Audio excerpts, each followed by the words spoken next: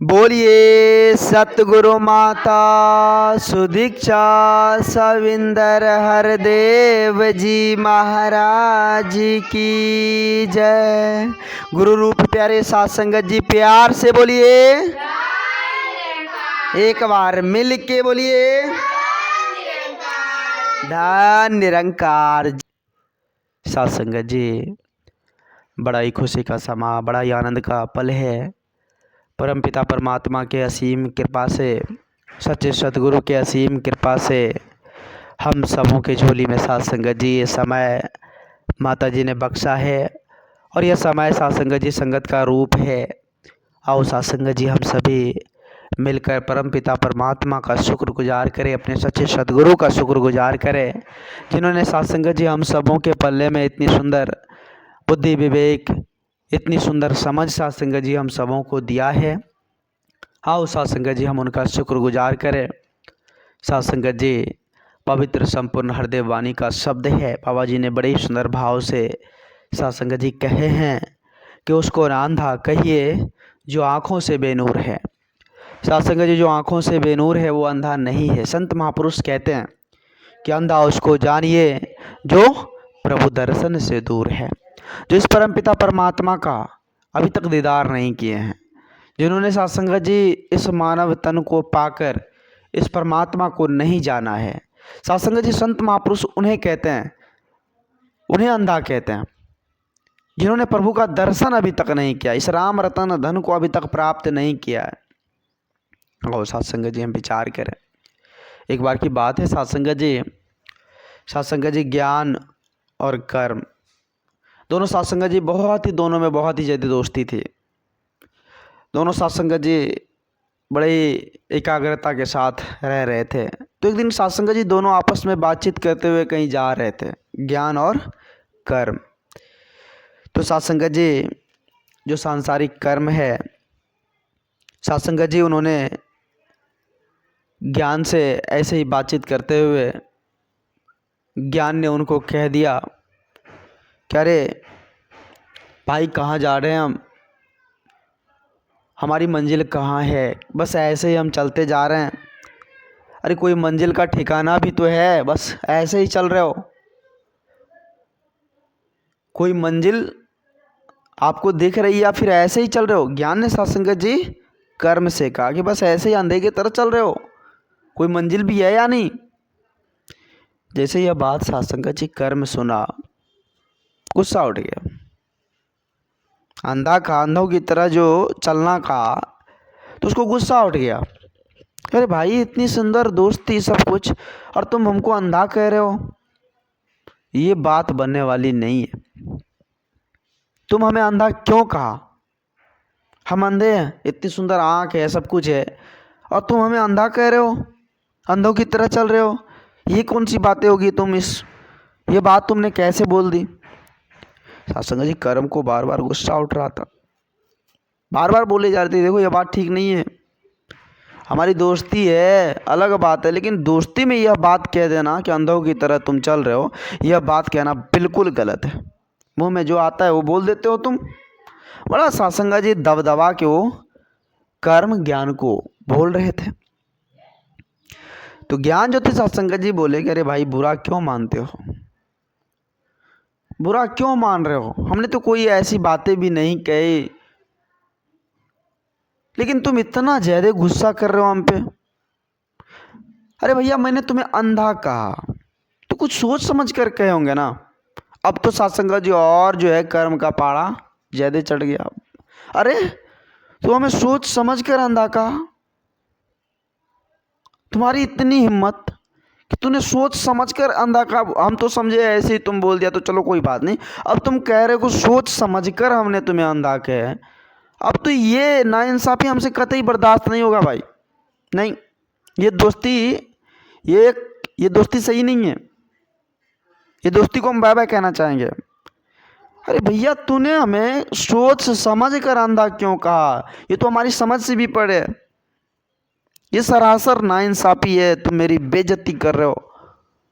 तुम दोस्त नहीं, तुम कातिल हो, तुम्हारी भारी बेइज्जती कर दी हो अंधा कह के, और सोच समझ कर अंधा कह के तुम हमारी बेइज्जती कर दिया।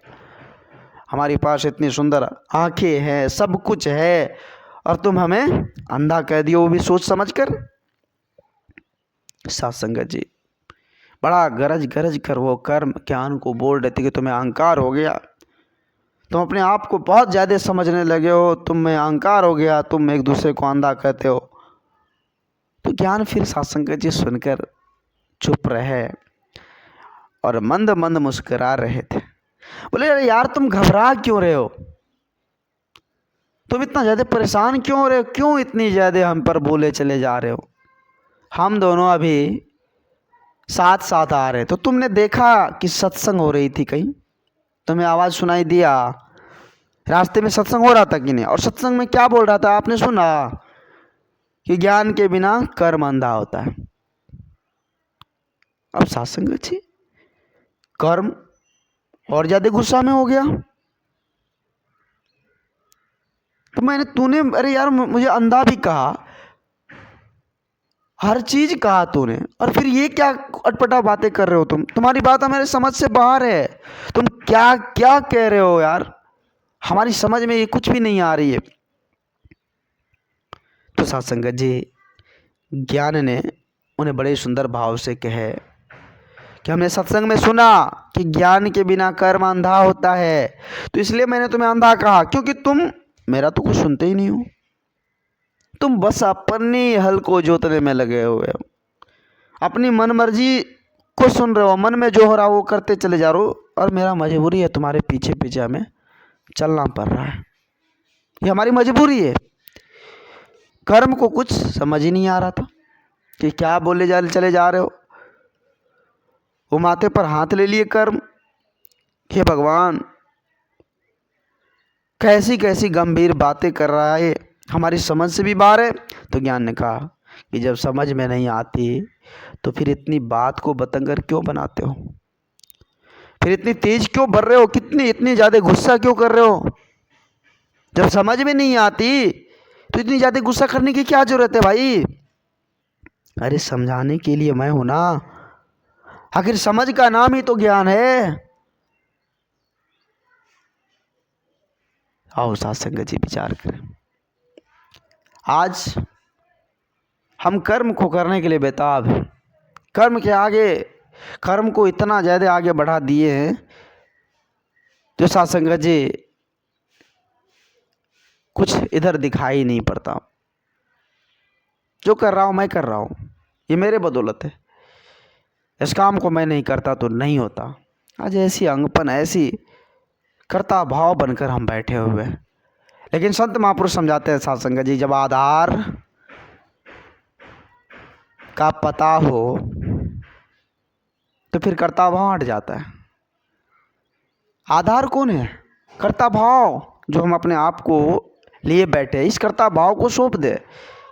हे सदगुरु सब कुछ करन करावन हार आप हो, सब कुछ करने वाले आप हो, तो सत्संग जी जीवन में बात बनेगी। आओ सत्संग जी हम समझने की कोशिश करें।